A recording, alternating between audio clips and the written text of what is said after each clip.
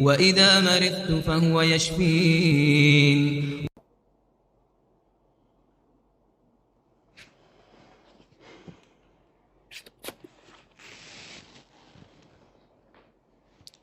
इब्तदा है रब्बे कायनात के पाक नाम से, जो मरीज़ों को शफा बख्शता है और कमज़ोरों को ताकत और तवानाई।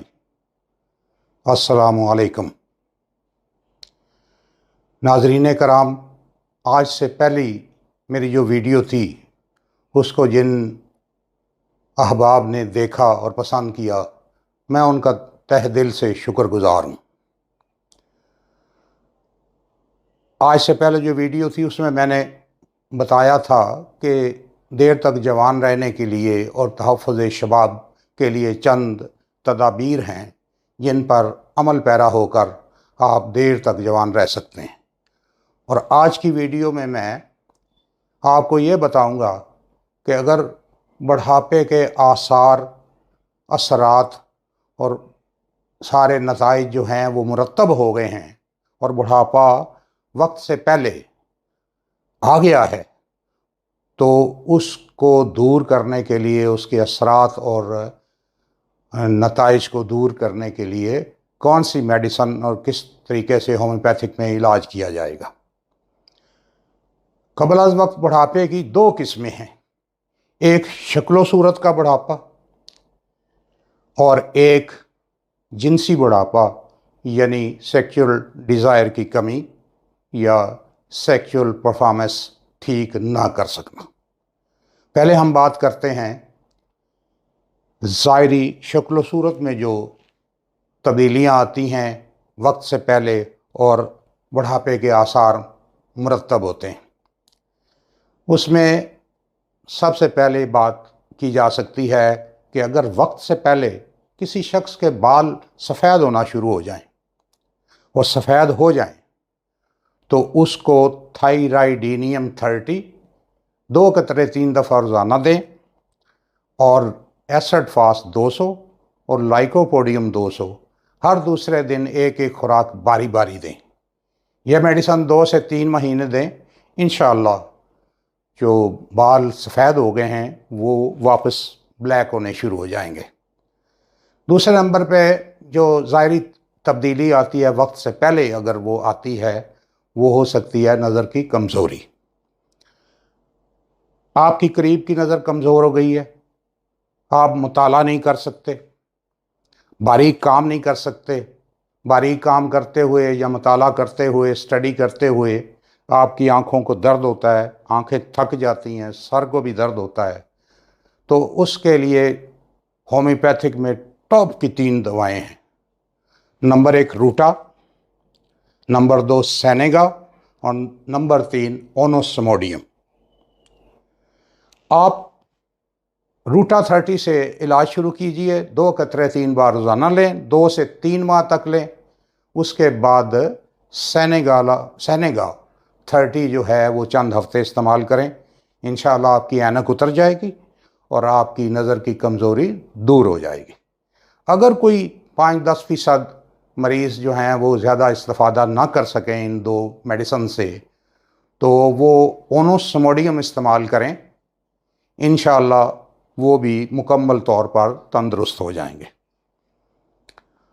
अब तीसरी चीज़ है, जो वक्त से पहले अगर दांतों की बोसीदगी शुरू हो जाए तो उनकी मैं आपको मेडिसिन बताता हूँ, नोट फरमा लें। अगर आपके दांत जड़ से गलने शुरू हुए हैं और ऊपर का दांत का हिस्सा जिसको क्राउन कहते हैं वो महफूज है और ठीक है, तो आप मेज़ेरियम 30 और थूजा 30 की 3-3 खुराकें रोज़ाना 2-3 माह लें। इंशाअल्लाह आपके दांत जड़ से गलने रुक जाएंगे और दांत दुरुस्त हो जाएंगे। दूसरी दवा है कि अगर आपकी दांत की किसी जड़ में पस पैदा हो जाए, यानी पीप पैदा हो जाए, तो उसके लिए सिलेशिया 200 हर 2 दिन के बाद एक खुराक लें। 2 या 3 खुराकें लेने के बाद आपकी दांत की पस जो जड़ में पस पैदा हुई है वो दुरुस्त हो जाएगी, आपको कोई ज़्यादा मुश्किल दवा नहीं लेनी पड़ेगी। और अगली बात जो है वो बास अशखास के दांत जो हैं वो जड़ से नहीं बल्कि टॉप से, दांत के टॉप से गलना शुरू होते हैं और सड़ना शुरू होते हैं। अगर टॉप से दांत गल रहे हैं तो मर्क साल 200 हर 2 दिन के बाद एक खुराक लें। चंद हफ्ते ये दवाई लेते रहने से दांत टॉप से गलने शुरू जो हुए थे वो दुरुस्त हो जाएंगे और आइंदा भी वो गलना रुक जाएंगे। अब बात आती है कि अगर टॉप से गल नहीं रहे लेकिन टॉप से किनारे जो हैं वो टूट रहे हैं, ये समझने की बात है। एक ये है कि दांत किनारे से गलता है और सड़ता है, एक ये है कि दांत के किनारे गले तो नहीं है लेकिन ऊपर से किनारे टूटना शुरू हो जाते हैं और दांत ब्लैक हो जाएं और किनारे ऊपर से टूटते हों तो स्टाफिसीगेरिया 30 3 खुराकें रोज़ाना लें और सिफिलिनियम 1000 हफ्तावार एक खुराक लें। 2 से 3 माह दवाइयाँ इस्तेमाल करें, आपके दांत ऊपर से टूटने रुक जाएंगे और बिल्कुल तंदुरुस्त हो जाएंगे। अब बात आती है जिनसी बढ़ापे की, यानी सेक्सुअल वीकनेसेस अगर कबल अज़ वक्त पैदा हो गई हैं तो उसके लिए जो है वो कुछ दवाइयाँ मैं बताता हूँ। पूरी डिटेल आपको उसकी इस वीडियो में नहीं बताई जा सकती लेकिन ज़रूरी मेडिसिन मैं आपको बताता हूँ। और नोट फरमा लें कि अगर आपको कोई शख्स जवानी में ही बूढ़ा दिखाई दे तो उसकी सबसे बेहतरीन होम्योपैथिक मेडिसिन अम्ब्राग्रेसा है। और अम्ब्राग्रेसा की अलामात जिन पर उसको इस्तेमाल किया जाता है वो ये हैं कि कोई दरमियानी उम्र का शख्स उम्र रसीदा दिखाई देना शुरू हो जाए, बहुत कमज़ोर हो गया हो, नज़र की कमज़ोरी पैदा हो गई हो, खून की कमी हो, उसके हाथ पांव सुन्न हो जाते हों, वो सुस्त सुस्त रहता हो और हर बात भूल जाता हो, तो उसको अम्ब्राग्रेसा उसके लिए आब हयात का काम देगी। इसके अलावा अगर कोई शख्स कसरत जमा की वजह से या हाथों से कोई नामुनासिब अमल की और आदत की वजह से अगर अपनी सेहत तबाह कर ले और उसका उज़्व भी इतना कमज़ोर हो जाए कि उसकी नौजवान और ख़ूबसूरत बीवी भी इरेक्शन लाने का सबब ना बन सके, तो उसके लिए एग्नस कास्टस 3 या एग्नस कास्टस 3X 3 खुराकें रोज़ाना 2-3 माह दें, वो बिल्कुल पहले की तरह नौजवान और तंदुरुस्त और ताकतवर हो जाएगा। अगली दवाई आपसे ये कही जा सकती है कि अगर किसी शख्स को डिज़ायर भी ख़त्म हो जाए और इरेक्शन भी ख़त्म हो जाए, नो डिज़ायर नो इरेक्शन, और उसकी बीवी के कुर्बत या उसके टच करने से भी इरेक्शन बिल्कुल ना होती हो और बिल्कुल जो शख्स है वो बिल्कुल सर्द और यखबख्ता हो गया हो, तो उसके लिए न्यूफरल्यूटन मदर टिंचर 10 कतरे 3 बार रोज़ाना 2 से 3 माह दें, वो बिल्कुल तंदुरुस्त हो जाएगा। और हर 5 से 6 माह बाद इसका 2-3 हफ्ते कोर्स को दोहरा लिया करें, तो आपकी सेक्सुअल जो हेल्थ है वो मेंटेन रहेगी, लेकिन ये दवाई जो मैंने अलामात बताई हैं उस पर इस्तेमाल होगी।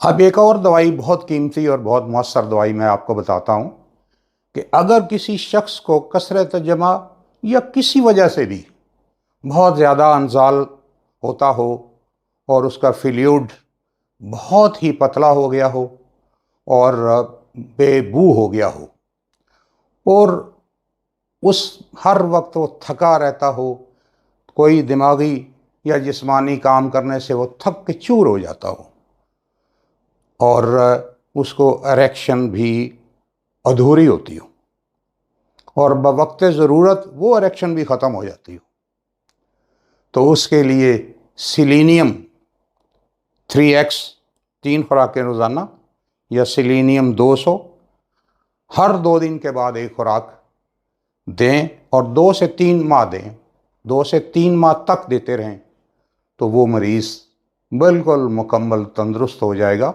और मैं अपनी मेंटेनेंस के लिए कभी कभी हफ्ते में एक आध खुराक सिलीनियम 200 की अगर वो शख्स ऐसा शख्स लेता रहे तो उसकी सेहत मेंटेन रहेगी।